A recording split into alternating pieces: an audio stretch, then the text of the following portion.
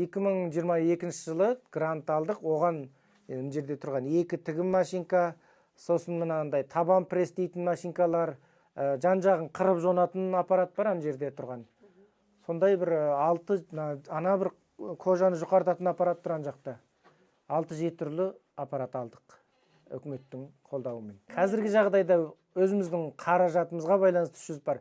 Негізі одан да көп шығаруға мен басым жетіп тұр, бірақ қаражат жағынан кішкене. Қазірше 300 бар шығарып тұр. Мен енді бұл құс шаруашылығын былтырғы жылы өкіметтен бөлінген жаңағы кәсіп бастауға, өз бизнесін бастауға, мына жұмыссыз отырғандарға, мүгедектерге, көп балаларға бөлінген гранттан, комиссиядан өтіп, құжаттарымды дайындап, мен өзім ұтып алдым.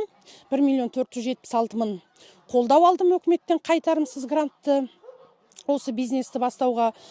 Енді осы бизнесті бастау үшін мен грантқа тапсыру үшін өзімнің осындай бір құсқа деген қызығушылығым, өйткені жаңағы өзімізде бала шағама, және де біздің Жетісу облысында мынандай табиғи өнімді құс шаруашылығымен айналысатын адам жоқ болғандықтан, мен осы құс шаруашылығын бастауға бет бұрдым. Бұл компания негізінде 2003-2004 жылдан бері істейді. Колбаса шығар, сибирский колбасы деп.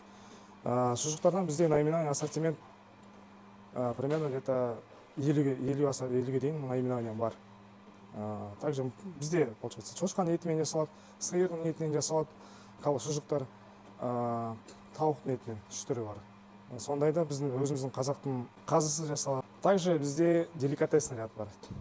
То есть деликатесный кәдімгі сиырдың етін, жылқының етін копчение жасап, тұздап, дайындап продаймыз. Негізінде бізде Жетісу облысын қамтимыз, магазиндер, супермаркеттер, сондай тағы да жеке кәсіпкерлер келіп, өздері келіп бізден алып кетеді колбасаларды, шұжықтарды.